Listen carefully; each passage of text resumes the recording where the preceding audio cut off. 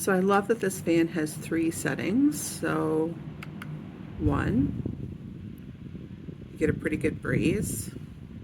Press it again, goes up.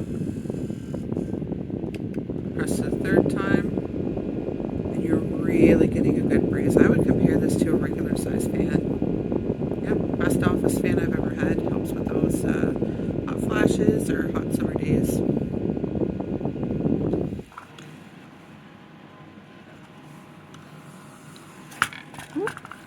There's the button on the back of it for switching, and you can rotate it backwards and forwards. Right there. Right. Nice little fan. So here's a little video. It's fine when it's like this, but if you want to move this down, it just falls over. So that's a little bit sad for me. I'm not going to throw it away or take it back because I can't be bothered. It is a powerful little machine, but again, it needs to be upright fairly much. Oops, sorry.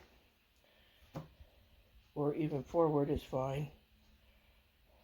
But if you wanted it to move back, not so much.